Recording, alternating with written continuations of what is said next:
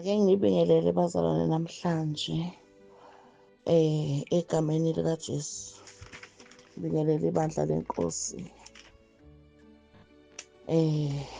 umzimba wenkosi uJesu, iy'khonzi zendlu kaNkulunkulu, abesilisa nabesifazane, iy'dalwa ezintsha. Ngilibingelele egameni likaJesu zindlalifa. Onibingelelayo Mrs. Nonhlanhla Nomkhosi uMamncube wakaXaba Olundi KZN, owumzalwane kanye nani, isikhonzi senkosi kanye nani. Amen bazalwane. Ake ngixolise bazalwane, senginey'nsuku ngingangenile uLesine, namhlanje iviki seliyaphela. Ngathi ngiyonikhonza kabili evikini noma kathathu, kodwa ngiyacabanga ukuthi uma ngisho njalo nilindele ukuthi mhlampe ngoLwesibili noma ngoLwesithathu. Ake ngiwuyeke nje umsombuluko, umsombuluko unaleyo nto. Kodwa ukuthi kwedlule uLwesibili, kwedlule uLwesithathu, nangoLesine nivuka ayikho mhlampe ikliphu ekuseni ukuthi-ke seyifakile, sekuzigamenxa emini. Ake ngixolise bazalwane, ngoba abanye benu bamemile abazalwane, bangenile egruphini bazolalela. Abanye since bengenile akaze ngisho lutho. I'm very sorry about that. Ngiyaxakeka bazalwane. Amen. Ngifuna ukuthi nginikhonze namhlanje, ngizoba mfishane kakhulu nangesikhathi engikhonza ngaso vele sesi-against me. Ngifuna ukuthi sibuke ukuthi yini eyayikhoza i-friction, yini eyayikhoza ukuzingelwa, ukubulawa, ukumelana kwebandla u-Israyeli umelana nebandla likaKristu nabakholwa uJesu. Bawu-Israyeli bonke laba bantu, abakholwayo nabangakholwayo, bawu-Israyeli bonke. Kodwa manje sebehlukene, behlukaniswe yini? Behlukaniswa ama-doctrines, behlukaniswa manje iy'ntshumayelo, ukuqonda. Behlukaniswa manje ukuthi abanye basabambelele esivumelwaneni esidala, abanye kanti sebengabesivumelwane esisha. Ngifuna sibuke-ke izinto ezazenza ukuthi kuze kube sezingeni lokuthi abafe, ababulawe, ababaleke, kuze kube neprofetho uJesu athi bothi mebenenza nje azathi uJesu umfundi akamkhulu kunomfundisayo. Uma belwile naye, uma bemhlaselile yena, uma bengamthandanga yena, uma bemzondile yena, uma bembulalile yena, bese thi-ke umfundi akamkhulu kunomfundisayo.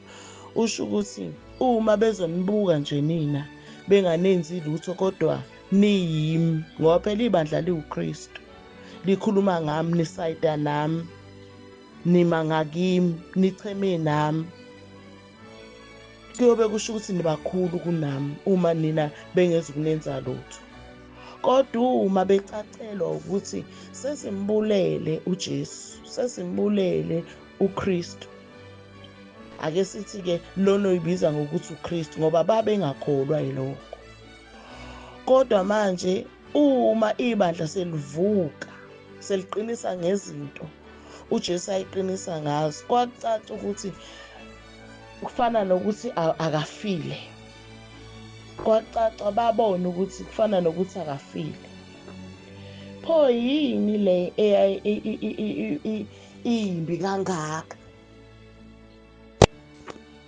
Ukuthi ake sifunde nje amaGalathiya 4 uvesi 4, azoyiveza le ndaba bazalwane. Ngisavula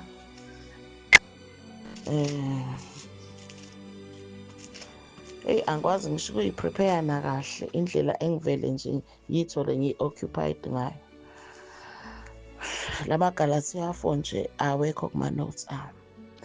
U-4:4 uthi, kepha lapho sekufikile ukuphela kwesikhathi, uNkulunkulu wathuma indodana yakhe, izelwe ngowesifazane, izelwe phansi komthetho. Niyayizwa bazalwane lento le? Ake ngiphindele. Kepha lapho sekufikile ukuphela kwesikhathi, kunesikhathi esasilindelwe ukuthi sizodlula, ababe aware ukuthi sizodlula, iy'profetho ezazi isikhomba ukuthi sizodlula kungenesinye. Yabona? Ukwedlula kwaso-ke kwakubizwa ngokuthi kuyobe kuwumhla wokuphela. Umhla wokuphela kwani? Kwaso leso sikhathi. Umhla wokuphela sifeza out leso sikhathi. Isikhathi sesivumelwano esidala.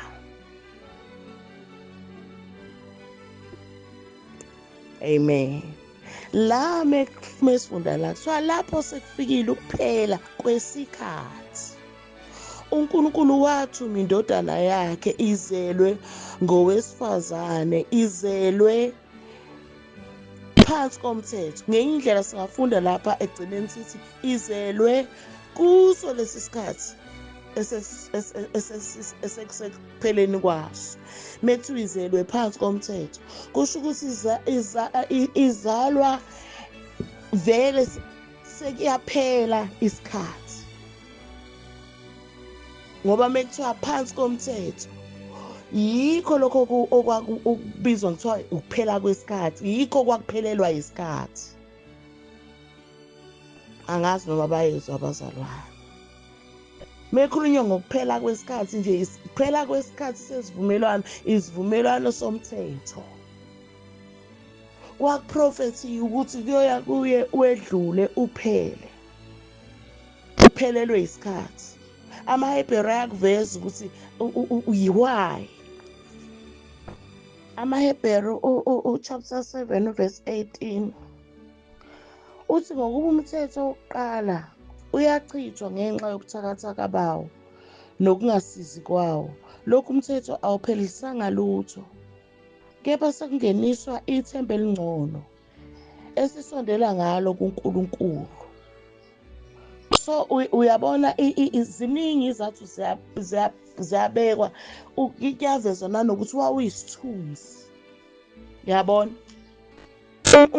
Umthetho wawuvele uNkulunkulu azi ukuthi awusikhona lokho akuqondile, kodwa kuyezo kwangempela wavela wona njengesithunzi. So isithunzi-ke akulindelekile ukuthi lokhu sime njalo. Akwazi ukuthi kungaqhamuka isithunzi njalo, igcine ingaqhamukanga i-substance okuyinto ewungqo. Mekuthiwa nje ukuphela kwesikhathi ukwedlula kwesithunzi, ukwedlula kwesithunzi kuze kuqhamuke phela lokhu obekumelwe isithunzi. Yilokho okukhulunywa ngokuphela kwesikhathi, mekuthiwa uJesu wazalwa ngokuphela kwesikhathi. So manje-ke okubuhlungu, u-Israyeli lezi zinto eziyithunzi wakhela kuzo, vele wazalelwa kuzo, wakhulela kuzo, wabambelela kuzo, waqinela kuzo, waqinisa nabanye kuzo, zagcina kubo ziyi-substance. Ingqondo yabo yagcina ingasakuvumi ukuthi kuyisithunzi, ingqondo yabo. Indlela esineminyaka ngayo lento bephila kuyo akusavumi kubo, sebenelisekile ngayo, abasakufuni oqinisekileyo. Futhi baney'thombe zabo uma ubuka nje abay'khandele zona, okuthi meqhamuka okwangempela kuyashayisa kulezi y'thombe abesebenazo lapha emakhanda abo, khandele zona ukuthi uma qhamuka lokhu abakulindele kuyoba nje, kuyoba nje. uKristu nje uMesaya babembiza kanjalo ngokolimi lwabo. Babazi ukuthi uma efika uzoba inkosi, uzoba busa, uzoba umkhululi, uzoba umsindisi wabo. Becabanga ukuthi uzoba njengamakhosi onke ake alwa izimpi kwa-Israyeli. Niyakhumbula ukuthi uDavide wazi uNkulunkulu wambiza ngokuthi izandla zakhe igcwele igazi. NoSaul inkosi yangaphambili nayo wake wayisebenzisa uNkulunkulu ukuthi ilwe izimpi. Nabaprofethi bake bazilwa izimpi. Yabona?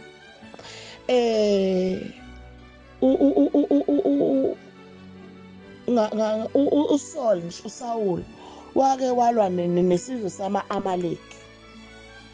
Ethe uNkulunkulu akahamba ayochitha konke, ebulale konke, angahawukeli ngisho okuncelayo, angahawukeli ngisho abesifazane, angahawukeli ngisho abadala, angahawukeli ngisho abanjani, angahawukeli lutho nje, ngabikho into enhle ayibona isithandeka angabuya nayo njengempango. So ngiqonda ukuveza ukuthi-ke noKristu babecabanga ukuthi mefika uzolwa kanjalo, kanti uKristu useza yena ngesayidi lokuba spiritual. Yebo, wazalwa intombi, uNkulunkulu wamkhandela umzimba, wamenzela umzimba to exist in order to be able to function on earth. Ngoba akekho umuntu onelungelo lokuba semhlabeni engenawo umzimba, ngoba la emhlabeni yonke into iyaphatheka. Yonke into la emhlabeni ukuze kuthiwa ikhona iya-exista iyaphatheka. So mebelindele uMesiya nje babengamlindele ezofike abuye aveze kakhulu ukuthi more than what they think. Yena uspiritual is a spiritual man. Wayazi ukuthi uzofika akhanda amabutho ongabe abatraine, abalungiselela, abavivisela ukuthi abalwela izimpi zabo kubacindezeli babo. Wazalwa ngesikhathi samaRoma-ke uJesu, isikhathi azalwa ngaso. Izwi lenkosi-ke lithi wazalwa ngesikhathi somthetho.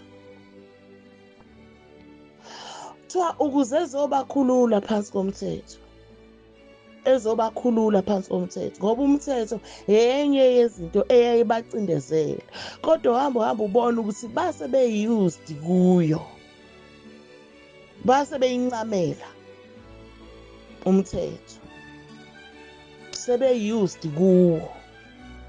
Kodwa uNkulunkulu wayesasele esibona isidingo sokuthi azobakhulula phansi komthetho yena njengoNkulunkulu, especially ngoba wayazi yena uNkulunkulu ukuthi akawulethele umthetho to last, ukubabusa ngawo, ukusebenza ngawo forever. So uMoses babemkhonzile kakhulu. Izwi lenkosi melikhuluma ngenkonzo kaMoses libiza ngokuthiwa kwakuyinkonzo yokufa. Bonke esivumelwaneni esidala babe sekufeni, bafa, bebulawa nje inkonzo, bebulawa nje isivumelwano, inature yaso. Yabona?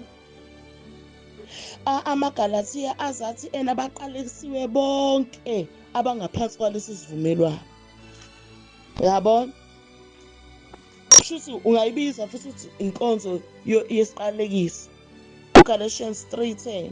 Ngokuba bonke abemisebenzi yomthetho baphansi kwesiqalekiso, ngoba kulotshiwe ukuthi uzozwa ukuthi isiqalekiso singena kanjani emthethweni kaNkulunkulu, ngoba phela akuwona okaSathane, akuwona omadimoni.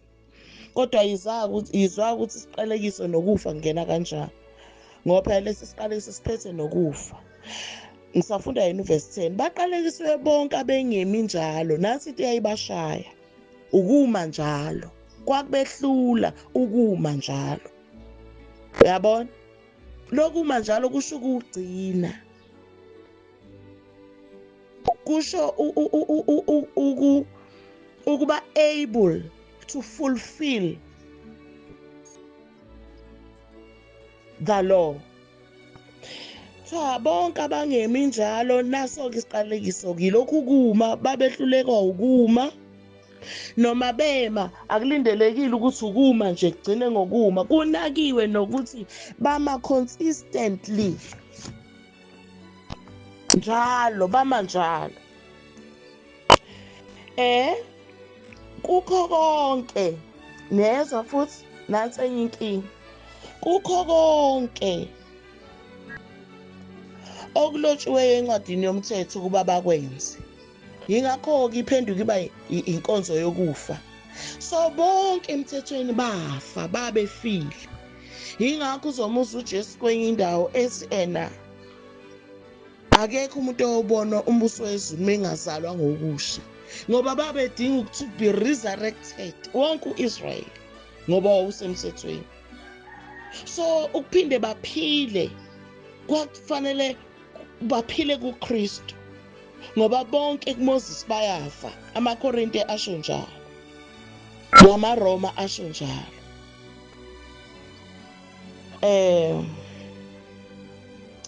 Le version ithi PT, but if you rely on works of keeping the law for salvation, you live under the law's curse.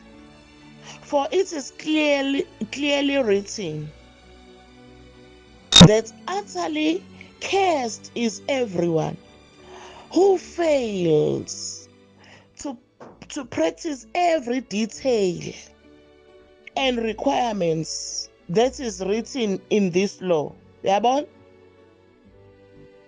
So every detail. Nansi into eyayibashaya. Ngoba la kwilo kwangafani nasesikoleni. Esikoleni wawuphasa uyaphasa namanje uthole 9/10. Kodwa lana kuthiwa every detail, every dot, the single part of it. Nanso-ke into eyayikhanda ukufa nesiqalekiso. Kodwa noma kunjalo babe uthando umthetho kakhulu. Uma ucabanga wena ukuthi uzobakhulula kuwo, uzobakhulula kuMoses, ngoba emthethweni kwakubuye kuthiwe kuMoses. Ngoba babe semthethweni nje babe kuMoses. Kuqondwe ngokuthi Moses ingenxa ukuthi uNkulunkulu wasebenza ngaye, hayi ngoba wayikhuluma ingqondo yakhe uMoses. Chapter 3 esahloko amaKorinte besibili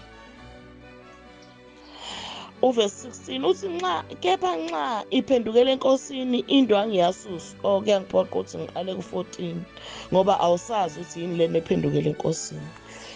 Uverse 14 kwabaseKorinte besibili chapter 3 verse 14, kodwa ingqondo yabo yaba lukhuni ngokuba kuze kube sesukwini lwanamuhla nxa kufundwa izivumelwano esidala, leyo ndwangu isahlezi ingambuliwe ngokuba iyapheliswa kuKristu. Uyabona ukuthi kukhulunywa ngezivumelwano esidala la bese kuphinde kuthiwa kuKristu. Uyabona ukuthi esivumelwano esidala akukhona kuKristu.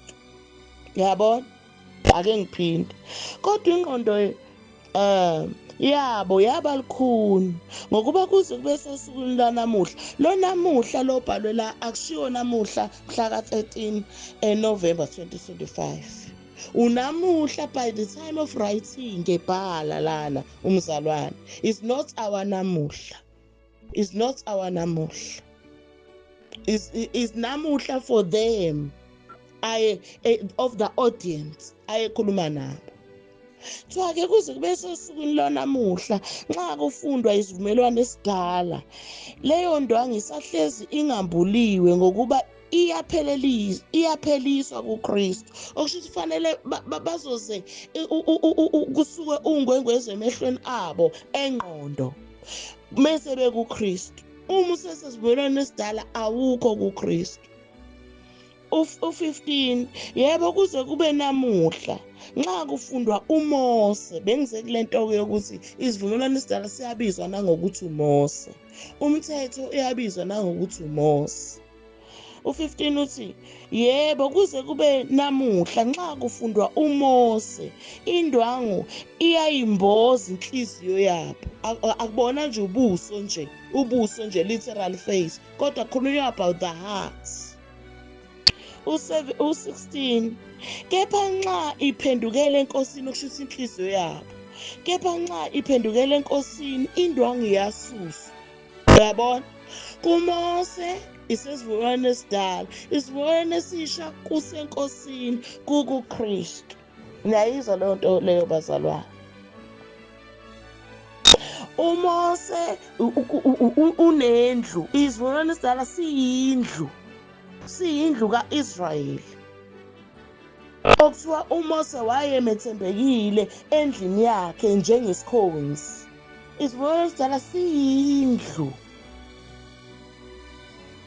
Bese isivumelwano esisha naso siyindlu, okuthiwa uKristu naye umethembekile kweyakhe indlu, yena njengendodana. AmaHebheru asho njalo. So manje indlu nendlu ine-foundation. Indlu nendlu ine-foundation. Ayikho indlu engakhona i-existe ingabi nayo i-foundation. And akekho umuntu eyedwa ongaba seyindlini eyimbili at the same time, even nje singa-literal. Ngisho singakuletha nje sikulethe empilweni nje yangempela, hhayi yokomoya, ngoba phela sikhuluma iy'ndaba zokomoya zokukholwa. Kodwa ukuze uyibone kahle lento kuyasiza kwesinye isikhathi ukuyifanekisa uyilethe ey'ntweni ey'phathekayo, noma zibuye zasilimaza kangaka. Aku-Israyeli yedwa owabambelela emthethweni uyisithunzi, waze wangabe safuna ukudedela isithunzi uma sekuqhamukile okupheleleyo. Nathi ibandla manje lithole selibambelela kwezinye izinto ezazi caciswa ngazo indaba, njengoba ngithi nje u-Israyeli wawuyindlu, and ngikuthatha scriptural lokho. Uyabona ukuthi uMose kuthiwa wayemethembekile endlini yakhe. Isivumelwano esidala sasiyindlu, nesivumelwano esisha siyindlu. Sengithi-ke indlu nendlu yakhiwa phezu kwesisekelo. Sengithi-ke akekho umuntu okwazi ukuba seyindlini eyimbili ngesikhathi esisodwa. Isystem ayivumi, indlela yokuphila ayivumi. Umuntu ufanele aphume kwenye angene kwenye. Umuntu ufanele acace ukuthi ukuyiphi indlu. Umuntu ufanele aziwe ukuthi ungowayiphi indlu.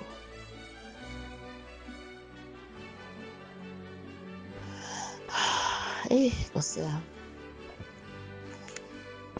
So ngithe ukukhonza kwami namhlanje kufuna ukuveza ukuthi yini eyayibangwa uma abantu sebekuKristu, abanye besaqhubeka nomthetho. Ikuthi okunye kubulala okunye ngoba ekugcineni kufanele kusala okukodwa, njengoba nesivumelwano esidala ngesikhathi saso sasingabangiswa lutho, sasimisodwa. Sekusuka iy'mpike manje ukuthi sekufanele siphume sidedele isivumelwano esisha. Sekufanele manje abantu bavume ukuthi nanguKristu abadedele uMose, abaphume kuMose. Impi yayilapho. Ngeke nganikhonza bazalwane ngathi estage akumi ama-group amabili aphefome onke.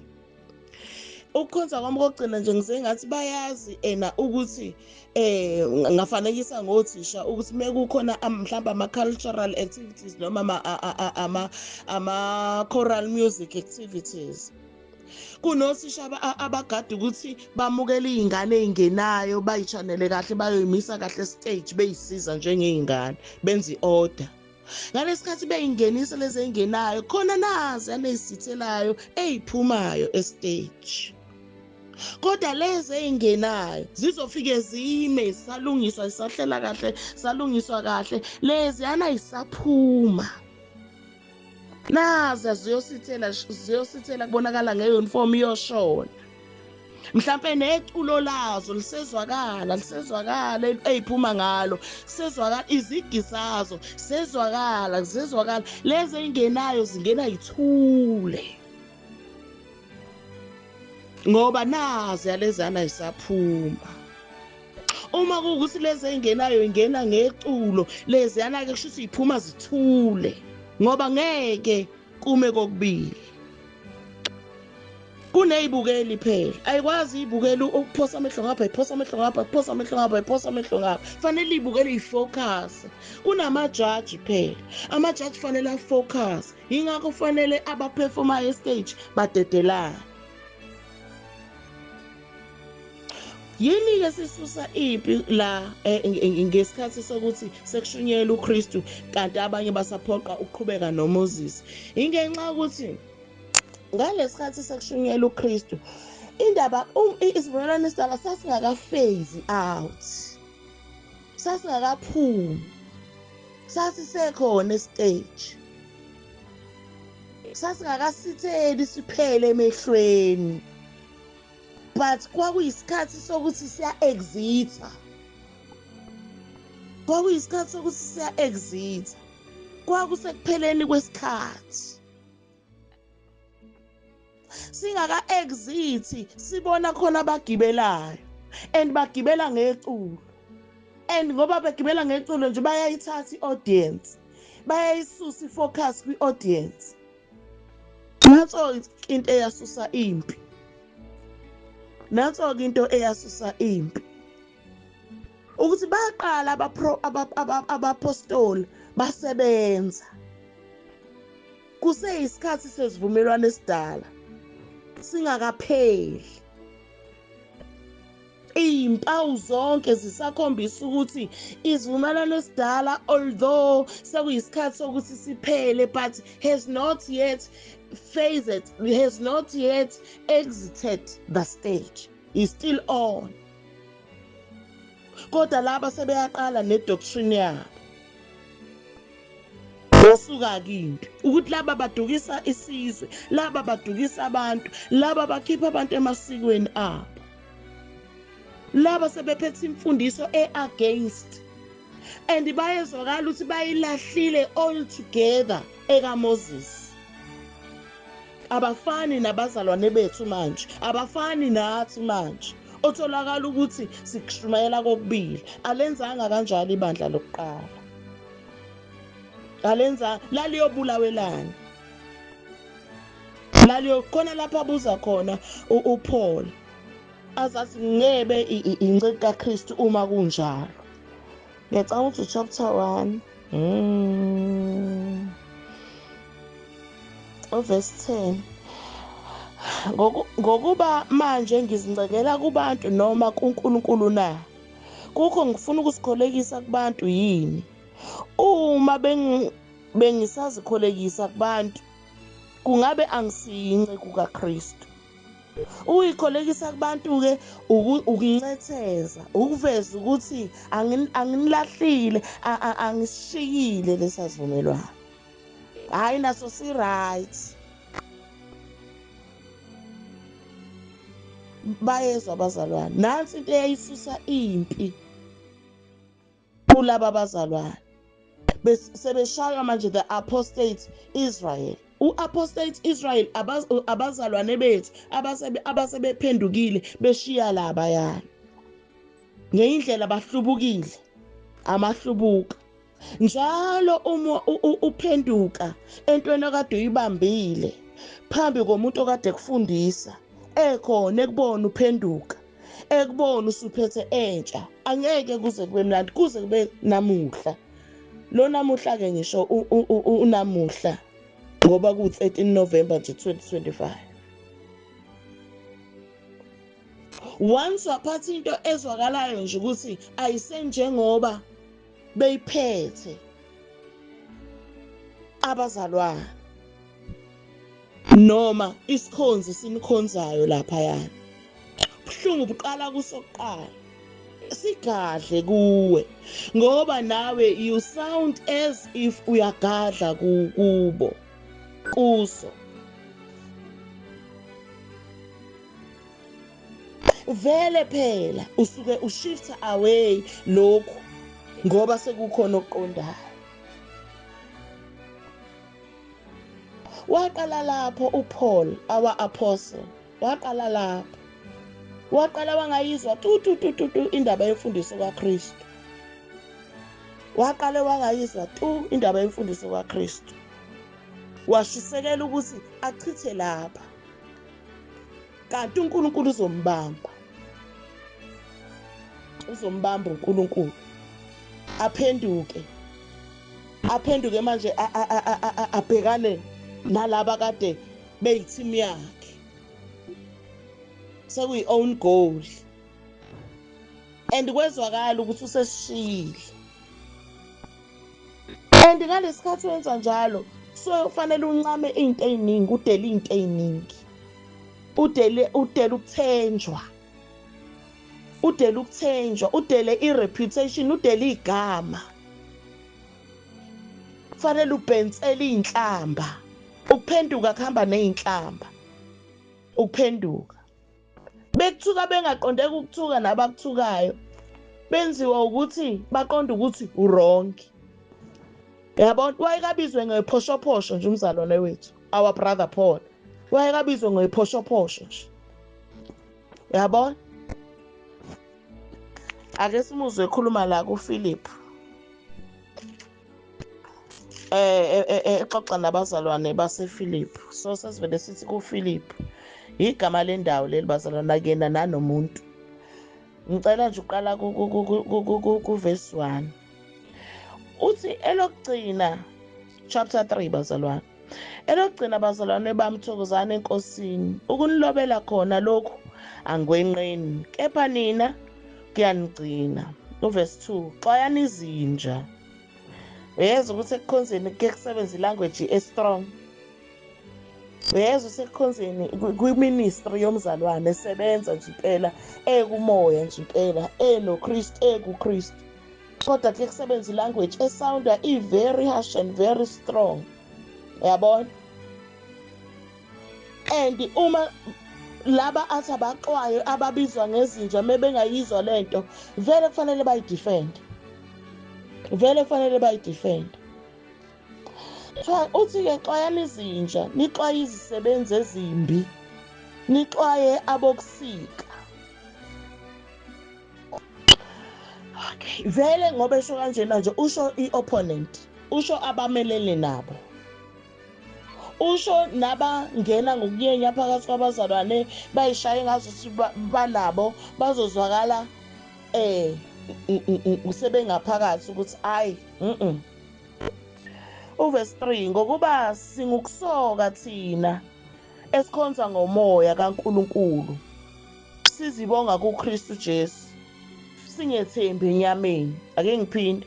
Ngokuba singukusoka thina esikhonza ngomoya kaNkulunkulu sizibonga kuKristu Jesu. Sizibonga kuKristu Jesu singethembi enyameni. Lo enyameni bazalwane is not the flesh. Akasho ikhwepheni zabo. Akaqondile ikhwepha zabo. Akasho ukuthi singethembi ukuthi sinamandla sidlakela singabashaya. Akasho lokho. Uzozwa mesiqhubeka uthi ushona. Nakuba nami bengingaba nokwethemba enyameni. Uma omunye umuntu ecabanga ukuthi unokwethemba enyameni, mina kakhulu. Uyabona? Usho ngoba yena le enyameni lapha aqonde khona, lapha asho khona mayethi enyameni. Usho ngoba khona ube namandla khona. Ube izidlakela sakhona.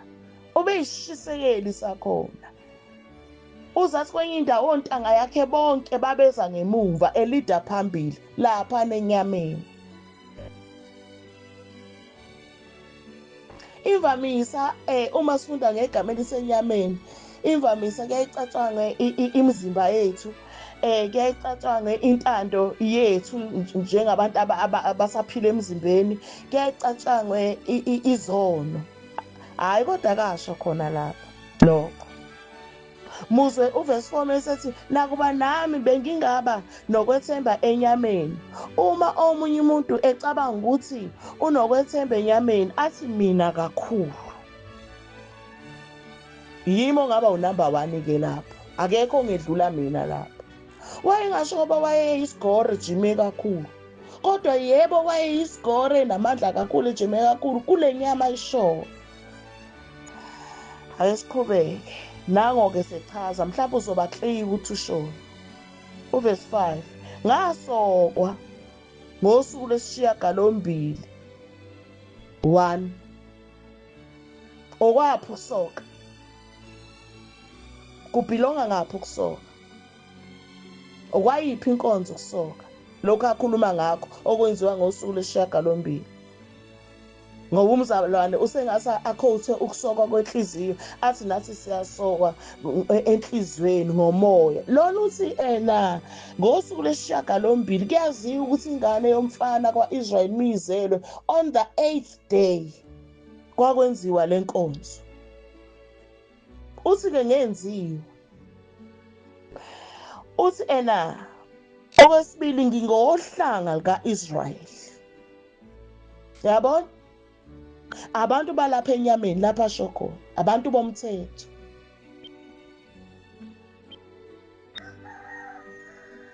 Bazalwane. Kwenye indawo lona leli vesi ungaliqhathanisa no-Ephesians 2:11 okuthiwa nina nani ngaphandle ningaphandle kwezethembiso nibizwa ngokuthiwa abangasokile, nibizwa yilabo abokusoka. Yabona?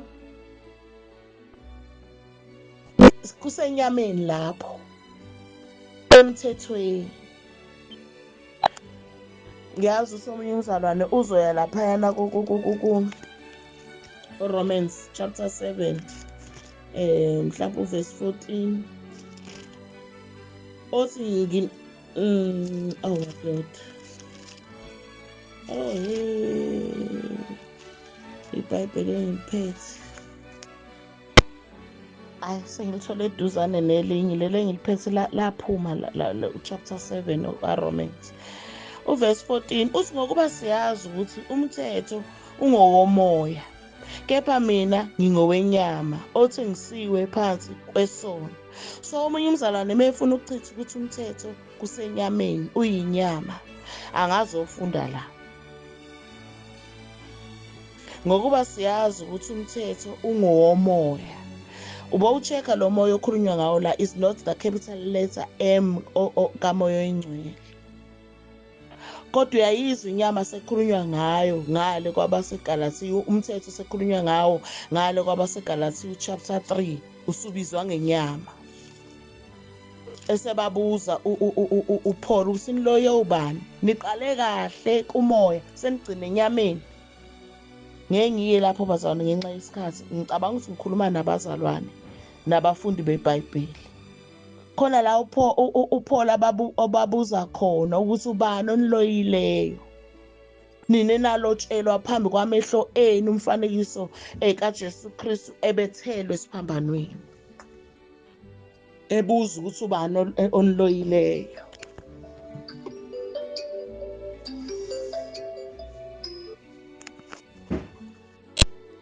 Ngiyaxolisa abazalwane, ngingenelwe phazanyiswe ungena kwe-call kwenye ifoni.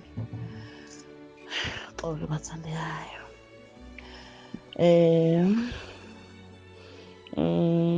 Bengithe uGalatiya chapter 3. Uvesi uthi lokhu kuphela engithanda ukukwazi kinina ukuthi namukeliswa umoya umkhulu ngemisebenzi yomthetho noma ngezwi lokukholwa na. Nezo bazalwane, namukeliswa umoya ngathi umkhulu ngemisebenzi yomthetho. Bengithena-ke uma umzalwane efuna ukuchitha ukuthi umthetho uyinyama, angaya ngale chapter 7:14 ayofunda leliya vesi esengilifundile. Kodwa lana kuthiwa nemukeliswa umoya, ngase ngithi u-M mkhulu kanti ngale bengithe u-M mncane, ngemisebenzi yomthetho noma ngezwi lokukholwa na. Ngakho yena oninikayo umoya, I'm sorry, fanele ngize verse 4. Nahlupheka kangaka ngeze na, uma kambe kungeze. Ngakho yena oninika umoya noveza imisebenzi yamandla phakathi kwenu, ukwenza ngemisebenzi yomthetho noma ngezwi lokukholwa na. Uyabona? Hey, nanti izwi engifunayo lokhu ngileqa, ngisho ngazi ngileqa kanjani. Verse 3. Niwelekile kangaka na, niqalile kumoya, capital letter mkhulu, seniyagcina enyameni na. Usho ngoba sebebuyela manje, ufica uthola ukuthi labazalwane noma uthola umlayezo ngabo ngoba ubabhalela incwadi ukuthi sebebuyele emthethweni. Uthetha kangaka nje ngoba washumayela la, uzathi uKristu bamazi wabalobela phambi kwamehlo abo. Verse 1 uthi ngamloba, kusho ukuthi I illustrated, ngamdweba, ngamenza waba clear. Uyafanekisa bazalwane, akekho literal ukuthi wadweba ngempela. Ongekho wrong nalokho ukuthi uma ufundisa into uzuyidwebe noma uzuphathe i-chart eliphethe umdwebo ukuyi-illustrate, ukuyikhomba kahle. Uthi-ke wenza njalo, uqonde indlela ayechaze kwakliye ngayo indaba kaKristu. Usethi-ke verse 3, niwulekile kangaka na, niqalile kumoya, seniyagcina enyameni na. Enyameni la isemthethweni, ngoba ngenhla niyamuzwa uthi ngubani oniloyileyo nina enalotshelwa phambi kwamehlo enu umfanekiso kaJesu Kristu ebethele isiphambanweni, uthi yilokhu kuphela engithanda ukukwazi kinina, ukuthi nemukeliswa umoya ngemisebenzi yomthetho noma ngezwi lokukholwa na.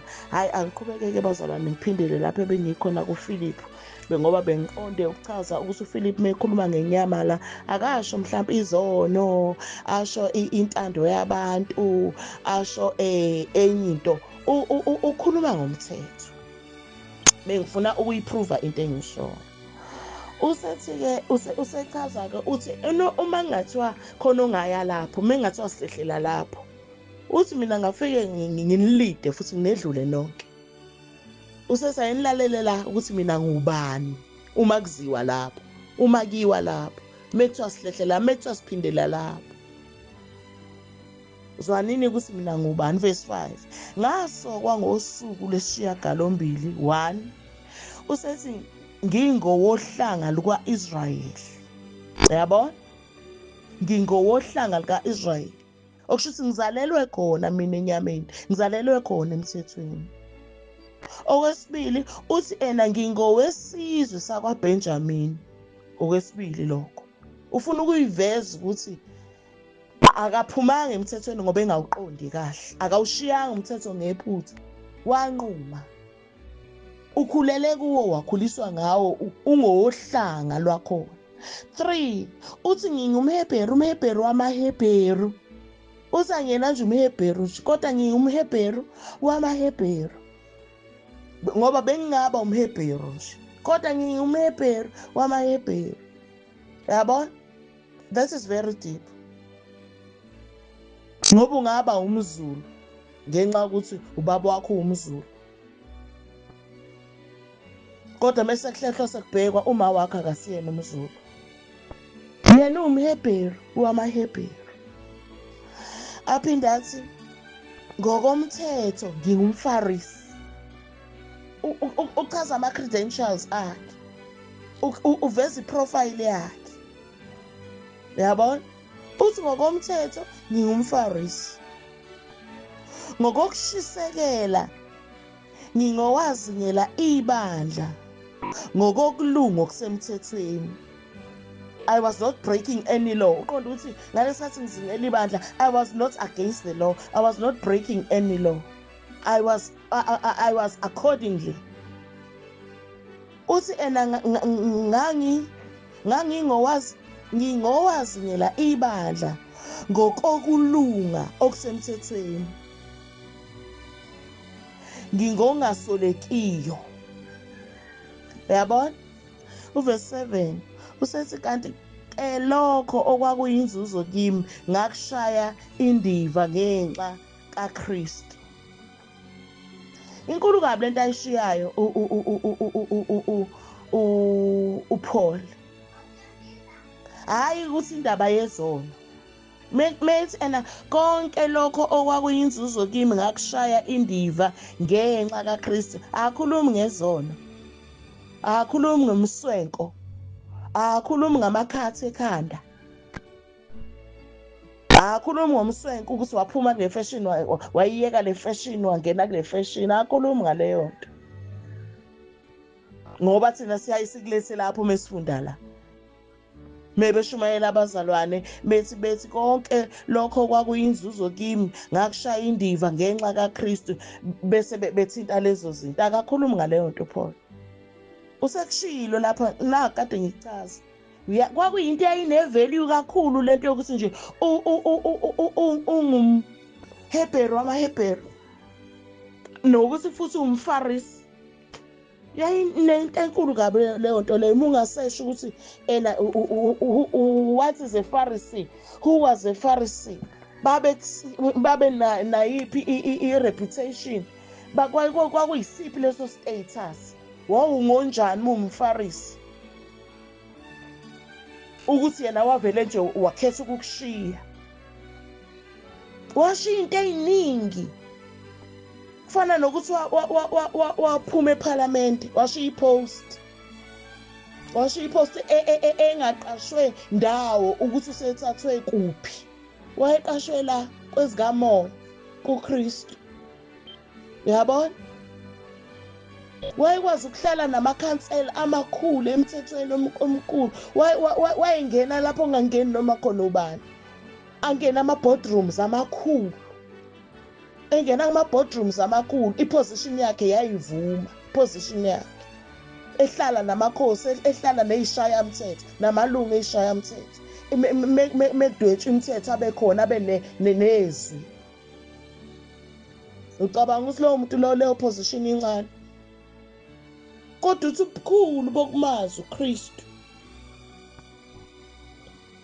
Ngoba ibalulekile lento le knowledge. Yingakho kufanele sikhule kuyazini inkosi. Kufanele sikhule kuyazini inkosi. Siyoyazi ukuthi inesisindo kangakanani into kaKristu. Siyoyazi ukuthi inesisindo kangakanani indaba kaKristu. uKristu unesisindo kangakanani compared to yonke into umuntu abecabanga ukuthi nevalue anayo. Azikho izinto esinazo ngale kaKristu ezikhuluma indaba yokuphila okuphakade. Everlasting life. Phela mekhulunywa ngokuphila okuphakade kuthiwa ukuphila okuphakade kuyilokhu. Uyabona? uJohn 17 verse 3 kuthiwa ukuphila okuphakade kuyilokhu ukwazi wena, kuwukwazi knowledge. Nganga ukuthi singaba abazalwane sibe ngabasindiswa kanti siyageja kwi-knowledge. Kanti ukuphila okuphakade isizi-influence lento ukuthi sonke sinakho ukuphila okuphakade kuKristu. Siyoba sekuphileni okuphakade. Ungazi kodwa khona ukushiyana okukhona ngenxa ye-knowledge. Ngoba sincengwa sesikuKristu vele sesinokuphila okuphakade vele. Kodwa sincengwe ukuthi asikhule kuyazini inkosi. Ngoba ukuphila okuphakade kuyilokhu. Kuwukwazi wena uNkulunkulu oqinisileyo nokuyazi indodana yakho oyithumileyo. Ake ngime la bazalwane. Cela ukuma la. Isikhathi asisavuma. Isikhathi asisavuma. Kodwa bengiveza nje ukuthi babe bangani, babebulawelani, babeshayelani. Basuke bangena estage, baqale baperforma, baqala iculo, ungabe bagida. angithi niyayikhumbula i-example yambazalwane ngithe ngenze i-example ngama-cultural activities noma ngama-choral music activities lapho ey'nganeni zesikole. Yathi ingakapheli iyosithela leya group leyana nampa laba sebeyaqhuma ngeculo, sebeshaya isitepu sakhona, sebeshaya isitepu sakhona, sebeyithatha i-audience yonke isifocus la. Yabona? Ngenye indlela uma ngingaqhubeka nalo mfanekiso abakholwayo laba sebengenile stage nampa la yabana sebephelelwe isikhathi bakwi-exit. Angithi safunda ku chapter 10 abaseKorinte bokuqala uverse 11 ngalesikhathi ngithi thina silona leli abandla lokuqala noma bengabazalwane bethu noma siyibo kodwa khona into esehlukanisayo i-generation iy'khathi. Khona izinto ezayishiwo kubo ezayingashiwo kithi. Khona isikhathi ababekuso okungesona esethu, okungesona esikuso. Safunda enabaseKorinte bokuqala chapter 10 uverse 11 wakhona othi kepha lezo zinto zabehlela bona kube isibonelo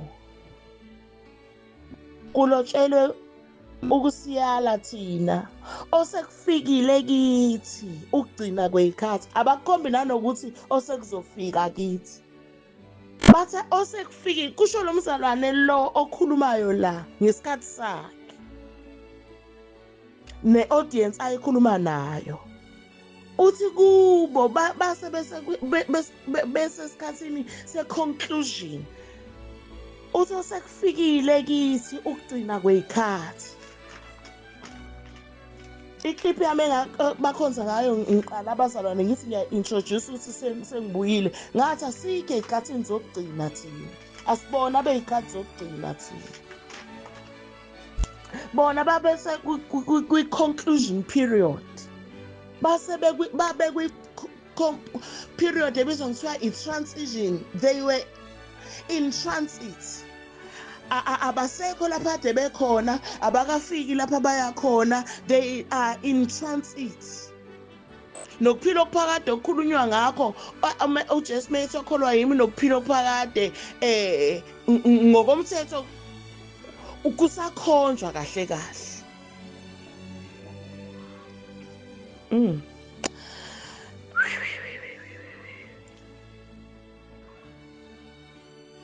Ngenxa ye-period, they were in transit, they were in transition. Ama-records akhombisa ukuthi sebephumile, ama-records akhombisa ukuthi abakafiki, ama-records akhombisa ukuthi bakuleso sikhathi esiphakathi nendawo. Kodwa manje icala napa sebeperform, umsindo ubangwa yilokho. They were in the terminal period, that time of termination. That other covenant was on termination, was in the terminal period. Laba bayangena, kodwa labayana kuyabagolozisa lokhu kubabona laba sebeperform. Balwela ukuthi nidla isikhathi sethu, nidla isikhathi sethu. Kanti they were fading. Kuya ngokunyamalala kweyindawo kuthiwa kuza kuphela mekhulunywa ngalesa sikhathi sesivumelwano esidala. Kuke khulunywe ngokuthi okuza kuphela. Ubathola bekhuluma ngokuthi siyalangazelela laba bendlu entsha besivumelwano esisha, bethi bayabubula balangazelela ukuthi ngabe sebekhona, bayayibona ukuthi basekulendlu ngoba is not yet faded out. Yabona? Is not yet exited the stage. Basi kodwa siyalangazelela.